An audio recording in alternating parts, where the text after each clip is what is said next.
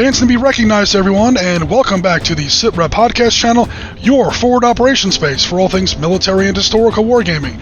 I am your host, Ariskini Jim, and today we're taking another look at the early stages of the Ukraine war in 2022, this time using 15mm tabletop miniatures, using the 7 Days to the River Rhine system by Great Escape Games. Now, a couple quick things up front. While our last Ukraine video where we used the Panzer Leader system was extremely successful, thanks very much everybody for that, by the way, I understand that today's material might not really be for everyone. I apologize if today's content isn't really for you. Please click on some of our other content that you might find more enjoyable. Also, our last 7 Days to the River Rhine video took a lot of liberties with house rules and scenario exceptions and things of that nature. I promise today's scenario is much more symmetrical and we stay much more faithful to the original 7 Days system. We just have some new units to match the 2022 setting, like battlefield attack drones, and of course we're still not using the tactical advantage cards. Now, we've gone over the details of the opening of the Ukraine war in some previous videos, especially the front up by Kyiv. In very broad strokes, we're looking at the Russian 35th, 36th, and elements of the 41st Combined Arms armies advancing out of bases in southwestern Russia and southern Belarus. These formations struck down south along both banks of the Dnieper River in what was clearly a general pincer move meant to close on the Ukrainian capital city of Kyiv. Now, it's the western side of this pincer that tends to get all the press, where we saw battles like Ivankiv, Hostomel Airport, Busha, Moshun, and Irpin. This is also where we had our big Panzer Leader game recreating part of the Battle of Makariv. But of course, all this was only part of the picture. On the other bank of the Dnieper River, the Russians were trying to flank Kyiv from the other direction. This led to battles at places like Chernihiv, which the Russians were able to cut off and subject to a brutal month-long siege, but were never quite able to clear. Thus checked, the Russians tried to continue their advance from some other directions further to the east, but here they ran into problems at places like Konotop and Romny. Finally, on March 9th, a Russian tank and mechanized column was able to make some kind of progress down the highway from Salisa toward the town of Skybyn, from which they just might be able to threaten the northeastern approaches to Kyiv. This column was made up of units of the 288th Guards Motor Rifle Regiment and the 6th Guards Tank Regiment, both parts of the Russian 90th Guards Tank Division. However, previous delays meant that the Ukrainian 72nd Mechanized Brigade had plenty of time to set up a series of devastating ambushes built around the NLAWs and Stugna anti-tank missile systems. I actually think a lot of us have seen the footage of this exact ambush, where we see masses of Russian armor and IFVs jammed up in these tiny little streets and absolutely massacred by these guided missile systems. There's even intercepted radio traffic available on YouTube that was recorded just after the 6th Guards regimental commander had been hit and would die later that day. Now, naturally, we're not doing that ambush in today's game. Clearly, that wouldn't be fair to the Russian player. Rather, we're doing some of the more traditional set-piece assault that took place afterwards. This is where the Russians tried to brute force their way around Skybyn's eastern shoulder. The Ukrainians have lost the element of surprise. Clearly, the Russians know they're there now, but have now had time to bring up some heavier units for Skybyn's defense. One of the new units that we're bringing into today's game is the TB-2 Bayraktar battlefield attack drone, which I actually measured out in 15mm and built from scratch for use in today's wargame. Built in Turkey and used by Ukraine to fire the UMTAS fire and forget anti-tank missile, along with other weapons of course, we're going to see what kind of impact these new weapons have on today's tabletop. For this game, we have Mark, once again being a good sport and agreeing to play the Russians. He's got some serious advantages in weight of firepower and numbers. However, my Ukrainians, of course, have more advanced weapons and all the natural advantages that come from defense in urban terrain. So how about we head over to the footage and we see how our recreation of the 2022 Battle of Skybyn turns out. Here is our battlefield for today's game. It measures 8.5 feet by 6 feet, so call it 50 square feet total, in 15mm, and we are looking out of the south into the north. Therefore, the Ukrainians are dug in on defense along the bottom half of your screen. And of course, we see the E95 highway cutting diagonally through the town here. So we see a T-80 battle tank and the Ukrainian command rig there. There's the command team. They're dismounted from the rig and they're inside the building. They're not really on the roof there. Same with that Javelin team lying in wait inside the building, along with the first belt of Ukrainian rifle teams in defense. They are dismounted from their BMP-3s, with their APCs, of course, parked right outside, ready to support. We have an additional BMP tucked behind that farmhouse, and lots of Ukrainian T-64s. Gotta remember, in this early stage of the war, most of their tanks were still upgrades of T-64s left over from the Soviet era.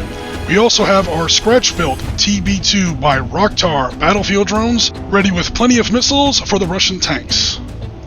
Heading over to my other wing, I've got a platoon of these BMP-2 APCs. Yes, the BMP-2s, we're really getting old school here. Along with, again, more of these nearly ubiquitous Ukrainian T-64 main battle tank upgrades. These are probably the BV, I should mention. Meanwhile, the Russians are going to be coming in with a little bit of air support. We see an Mi-24 Hind gunship, along with plenty of heavy Russian armor. Now they have taken somewhat covered positions, ready to support the upcoming advance. I should make a quick note that although these are T-80U models, the 90th Guards Tank Division didn't really have T-80s, so what we've given these are stats more alike the B3 upgrade of the T-72. We've also got plenty of Russian infantry ready to go, complete with man-pads, anti-aircraft missile support. More Russian tanks are ready to head down the E95 highway. Again, these are T-80 models, but we've got them statted up more like the T-72 B3 upgrades, supported by some BMP-2s. Now, although they do have the little missile tube there on top of their turret, neither side will have any guided missiles firing off of the top of their BMPs. That's just not supported in the footage that we see coming out of the region. Over here on the Russian right, we see some lighter armor. First, we have a BMD, Airborne Assault Vehicle, very common with the Guards Airborne Assault Brigades that we often see. We also see a BMP-4, a more modern version of the BMP, very common in this conflict. And finally, a BRDM-2 Scout Vehicle. And what kind of Ukrainian battlefield would it be without a tractor? Yes, I had a little toy tractor and I just couldn't resist putting it there in the wheat field. We hope no Russian armor winds up getting stolen by him, but we'll see how it goes. The game is now underway, and the Russians are the attackers, so they start off with the initiative. That T-72 that you can barely see between those two trees there will try a diagonal shot against my BMP-3 here, hidden behind that building. Now, in order for Mark to do that, he first has to activate that unit. He has to roll above a 1, and yes, he does that with a 6. That was actually his second attempt, by the way. I'll explain why he had to make that roll in just a second. Alright, meanwhile, my BMP-3 here is going to try to back up before he gets drilled by that T-72. So in order to do that, I have to roll my reaction. The base is 3+, so I have to beat a 3+ on a D6 here to see if I can interrupt his action. And with a 5, I successfully react. So what's going to happen here is this BMP-3 is going to get to move before Mark actually declares his shot. So let's go ahead and take care of that now. I will also put a blue poker check next to this unit to indicate that he has now taken an activation. Alright, so the reason the Russians are having to roll activations, even though it's their initiative and they haven't taken any actions yet, is each of their units starts off this scenario with one morale token already assessed against it, to show the poor state of the Russian army at the outset of this conflict. So that T-72 that Mark has is going to try and take a poke at my T-64. Again, I'm going to try to react and interrupt his action, but rather than fall back, I'm going to try and shoot first. So again, I have to roll a 3 up on a D6. And yes, I have. So as he swivels his turret on me, my T-64 is going to get the drop on him and take the shot first. Alright, so here is the upgraded card for the T-64. Again, these are 2022 T-64s. These aren't the stats you will find in the book. I do have thermal sights on here, and I do have a 5+ to hit. Again, these are the BV upgrades. So, the T-64 there is going to try and take a shot. He needs a 5 up to hit. He gets to ignore all the intervening terrain there because he has thermal sights. But with a 4, I still miss. So, okay, so much for my activation. I did shoot first, I just couldn't hit anything. Now Mark is going to go ahead and take his shot back at me. He starts with a 5+ to hit, however he does not have effective thermal sights in this game, so he does have to pay for intervening terrain. It goes up to a 6+, but when he rolls a 7, he nevertheless scores a hit right on my frontal armor. Alright, my frontal armor is 16 special armor. Okay, that special armor doesn't really count in this case because he's firing an AP round at me, not a shape charge warhead. And with a 7, okay, that 7 is going to penetrate, because the way that works, he gets to add his firepower, which is 11, to his D10 result, and then the sum of those two numbers has to exceed my armor rating. So 11 plus 7 clearly beats my 16. That's going to be the end of my T-64. First blood to the Russians. That same T-72 has now successfully rolled to reactivate and take a second shot this turn. This time he's going to target my poor little BMP-2 here. I'm not going to survive that kind of a hit, so it's time for him to quickly get out of there, but I fail my reaction with a 1, so that shot's going to go in before it can retreat. The problem for the Russian gunner there is that, number 1, he has a morale token assessed against him. We forgot to do that last time, but that's okay. Intervening terrain, and plus, this is his second activation. That's going to add a total of 3 to his chance to hit. So he goes from a 6+ to a 9+. That's a tough shot. Luckily for me, he misses. Here comes another T-72 rumbling out from behind that building and that little pine tree there. He has then pivoted to present frontal armor, and he's going to try and take a shot on my second BMP-2 here that is sort of hull down in this little bough of trees. Alright, now because the Russian tank is moving and firing in the same activation, he will have to add 1 to his difficulty to hit, but before we even get to that, I'm going to try and react, get that BMP the hell out of there. Again, I need a 3 up, and with a 6, oh hell yeah. Alright, so long story short, take your first shot. When you roll a 6 on a reaction dice, not only do you succeed in your reaction, but you steal initiative. So we're going to go ahead and resolve what's happening immediately first. That BMP is going to fall back out of line of sight. I'll put the blue check on him to note that he has taken an activation, and it is now the Ukrainians' initiative. Okay, I now have the initiative as the Ukrainian player. I'm going to start off by activating my single most powerful ground unit. That is my one and only T-80 battle tank. There's his blue check to show that he's activated. And for line of sight, I'm not going to try and claim that T-72, but I will try to claim that slightly wider angle on the BMP-2 coming down the other lane of the E95 highway. Okay, so I'm not moving, I have no previous activation tokens, I have no morale tokens, so no modifiers. That 5 up stays at a 5 up. Also, I have thermal sights, so I get to ignore intervening, cluttered terrain. So I need a 5 up. And of course I roll a 2, because I hate my life. Okay, so I missed. Oh man. Against my better judgment, I'm going to try and reactivate that tank. I need to beat a 1 on a D6. I barely make it. And now I need a 6 up to hit, because this is my second shot, and I barely made it with that 6. Again, I start off with a 5 up, but you have to add 1 to your difficulty for any previous activation token or morale tokens. So I barely scored the hit. Now to penetrate, and here it's going to get ugly. I have a power of 11 on my weapon. His armor is only 11, so unless I roll a 0 on a D10, long story short, take your second shot. That is the end of the BMP-2. We then roll to see if it explodes. A Warsaw Pact built vehicle does explode on a 4-up on a D6, so it does explode. That would have killed any passenger infantry that were aboard that vehicle, but fortunately for them, they had already disembarked. Okay, just to feature them in the game, I'm going to go ahead and bring in one of my 2 TB-2 Bayraktar battlefield attack drones. Now, these are basically the size of small aircraft, so in 7 days to the River Rhine, the way we're handling it, they basically work like battlefield attack helicopters with some modifications. They're a little easier to hit because they don't have a human pilot for evasive maneuvers, and they don't really have any countermeasures. So you see where I spent only 1 activation token on them. That means that he has to come in from my table edge, and he has to appear from within 12 inches of the table edge. Now we just have to see whether or not Mark's ground fire is going to react in time. He does have a man-pads team in his force. Normally he needs a 3 up to react in time, make that a 4 up because of his pre-existing morale token, but hopefully with that 4 you see in the tray, he has reacted in time. Okay, that missile is now off the rails, and long story short, take your third shot. We're going to see whether or not he hits. Okay, here are our rules notes for how Man-Pad's fire works. He needed a 3-up, make it a 4-up to activate in time. He did get that. Now he needs an 8+ to shoot down a helicopter, 7+ for a drone. Again, drones are a little bit easier to hit than battlefield helicopters. So 7-up, make that an 8-up because of his pre-existing morale token. And with that roll, he has scored a hit. I can't believe it. Alright, now we go to this D6 table to see what kind of hit it was and whether or not my missiles will still hit the target. Alright, so he rolls a D6. Oh, I don't believe it. Another good roll. That's going to be a 6. Again, we refer to this table. That is going to be my aircraft, my drone, shot down without making an attack. I can't believe it. Oof, that was an expensive failure. So let's throw good money after bad, spend another activation token, and bring in our other TB-2 battlefield attack drone. Because I gotta do something about all these Russian tanks stacking up against my right wing here.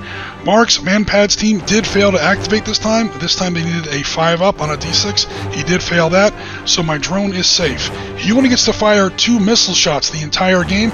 I'm gonna go ahead and fire them both now. Yes, I can fire them both in the same activation because they are fire and forget systems. They are not wire guided or anything like that. And with a pair of 10s, it looks like Lady Luck has finally decided to show me a little bit of grace, and I have now scored 2 hits on the frontal armor of 2 separate Russian battle tanks. Now I have to get through the armor. Okay, those missiles have a penetration of 12. And, okay, with those rolls, both of those Russian tanks are smoked. Because, again, you add those D10 results to your 12 firepower, you have to beat the 17 on the Russian armor. Clearly, I made both of those rolls. Unfortunately, again, this drone attack did cost me one of my drones. That was a very expensive unit. Not only that, but all of the available missiles off my surviving drone have now also been expended. My drones are now basically out of the game. Okay, for my next activation, this T-64 is going to fire up his engine. He has a movement rate of 12 if he still wants to shoot this turn, which, yes, he does. He's going to go ahead and sort of S-turn around, take cover behind that hedge, and take a shot on that BMP-4 on the far side of the bridge. Alright, so first of all, he's going to go ahead and rumble around. I'm going to go ahead and get him into position. Alright, there he is. And now he's going to take his shot. But before I do, I ask Mark if he wants to take any, of course, reactions. Now, here's a little thing that I want to bring up for the audience. One of the vehicles that can now see my T-64, namely this little BRDM-2, has the reconnaissance special rule. And what that means is if the reconnaissance vehicle can see the unit that's moving, anybody on the enemy team can activate if he chooses. So pretty much Mark can activate with anything he wants. Nevertheless, Mark has announced that he's not going to go ahead and spend any more activation tokens right now, so my T-64 is going to go ahead and take his shot. Alright, so I need a 5-up to hit, but my difficulty goes up to a 6-up because this vehicle did move in the same activation. So there's the roll, and a 7 is going to indicate a hit against the 6-up required. Cool. Oh, by the way, I do have thermal sights, of course, in these upgraded T-64s, so I didn't have to pay for any intervening terrain. Now, to get through the armor. Okay, my firepower is 10, plus 9 is 19. That easily defeats the BMP-4's armor of 11, and the 1 indicate that it does not explode. So he's just knocked out, and he's just kind of sitting there smoking on the road.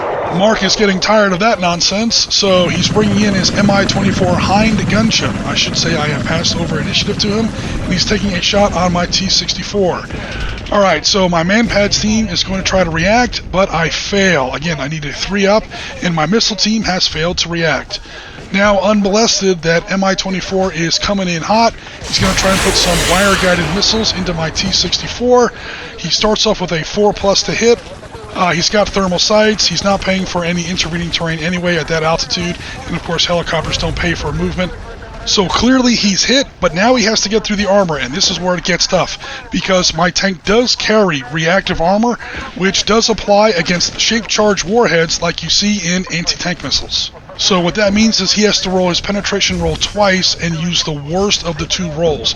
He has to use that 2, and that 2 plus 12 does not beat my 16. The T-64 survives. Mark is now moving forward with some of his BTR-82 8-wheeled APCs to put autocannon fire on some of my infantry that have advanced forward into that building. Now, he started off with a pre-existing morale token, and he has moved, so his 4 up to hit now becomes a 6. However, he is firing an autocannon, and what that means in this game is you get to roll twice and use the better result. You can't hit twice, but you get 2 chances to make your hit. He gets to use the 9, which is clearly going to indicate a hit. He then successfully converts that hit into an additional hit. That's going to be 2 hits on the rifle team hidden away in that building. He didn't really declare which of the 2 squads he was shooting at, so we rolled randomly, and yeah, it turned out to be the rifle team. Here comes another BTR-82, this time specifically targeting the NLAWS team, and this time my NLAWS team is going to try and react. Normally it's a 3 up plus 1 because I moved earlier in the turn. That is going to be a 4 up, but with a 5 I successfully react. And he is going to try and put a missile shot into that BTR-82 before he takes the autocannon fire. So not everything's on camera here, folks. I do apologize for that, but we have resolved the NLAWS hit, and kaboom! That NLAWS team has successfully destroyed the BTR-82. However, the vehicle did not explode. Meanwhile, Mark is trying to activate some of his other light armor on that wing. He's basically just trying to put as much autocannon and machine gun fire into my infantry as he can. Mark continues to activate light armor on his right wing, but he's having a tough time because, again, all of his units start off with that pre-existing morale token at the beginning of the game. That's a scenario rule that we brought in to reflect the bad shape that the Russian army was obviously in. But that BTR-82 has finally succeeded, but look out, dude. You're right next to a Ukrainian tractor. That's going to be a -5 terror effect for all your rolls. But in all seriousness, I now have to decide whether or not to react with my NLAWS team. I don't think so, because you start off with a 3+. Also, I've got 2 blue tokens there. That means I need a 5+. And again, whether you succeed or fail on your reaction check, it still costs the token. Alright, so there's been a lot of autocannon and machine gun fire. This time Mark is switching back to the rifle team. He just wants that team knocked out. And he's got 5 tokens on him. That's not good news, because as we see here on his card, 5 morale is his exact maximum. So yeah, that rifle squad is in really bad shape. If he takes 1 more hit, he now has more white morale tokens than his morale rating. That's going to be the end of the unit, and that's how you kill infantry teams in 7 days to the River Rhine. Mark smells blood in the water, and he continues to reactivate those BTR-82s to kill off that rifle squad. It's a tough activation roll, but you see that lucky 6 in the tray there. He gets to roll twice for his autocannon, and with that 10, that's going to be a hit, and that's as far as the process goes. Because again, as soon as that rifle team takes 1 more morale token, which it just did, it's now considered a knocked out unit. Mark passes the initiative over to me, so I'm going to spend one of my last remaining activation tokens on this BMP3 here. He's going to go ahead and back up, hopefully miss that sheep. He won't miss the fence though, as he tries to sort of smash his way through this little farmyard here and draw a bead on some of these BTR-82s that are shooting up all of my infantry, because enough of that. Unfortunately, that is going to draw some reaction fire from the Russians. He is going to spend an activation token on that T-72. He needs a 3 up plus 1 for his morale token. He does manage to succeed. Alright, he did take a shot at me, but thank goodness he missed. So now that BMP3 is going to go ahead and try and open fire on those BTRs. We have some house rules for the BMP3. They don't appear in base 7 days to the River Rhine, to my knowledge. We did include rules so we can include the 100mm gun and the autocannon. So the choice is, do I get to shoot twice with the autocannon and score weaker hits, or once with the big 100mm gun, and if I do score a hit, land a bigger blow? I'm going to go with the autocannon because I start off with a 5+ to hit. I did move this activation, goes up to a 6. There's intervening terrain and I don't have thermal sights, so my difficulty goes up to a 7 up on the D10. I get 2 chances at a 7 up. I did score a hit. Awesome. So now I have to get through the armor. However, because I did use the autocannon, I have to use the smaller 4 attack factor. So I get to roll a D10, add 4 to the result, and try to beat the flank armor of that BTR-82, which is an 8. So let's see what I roll. Alright, so a 3 plus my autocannon firepower of 4 equals a 7. That does not defeat the side armor of the BTR-82. So it survives, but it will take another morale token. And that's where we're going to have to leave it for today, folks. Please come back next week when we finish up this game and we see how our recreation of the Battle of Skybyn turns out.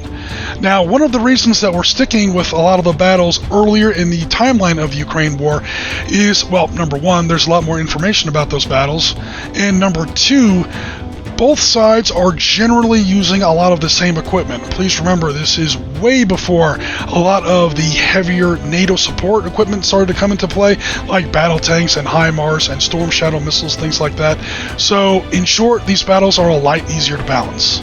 For instance, we see where Russian armor has no problem shooting plenty of holes in my Ukrainian tanks. We also see where Mark is doing a pretty good job beating up my Ukrainian infantry with massed machine gun and autocannon fire. Clearly, he is in no mood to endure any nonsense out of my NLAWs and Javelin anti-tank teams. You also saw where my whole right wing damn near fell off right as the battle got started. I managed to redress the situation by bringing in one of my drones and destroying some Russian tanks, but of course Mark was able to shoot down this drone as well, so that was a pretty expensive defense. Remember, we're trying to make these big aircraft-sized drones a little easier to shoot down than other systems like, say, battlefield attack helicopters.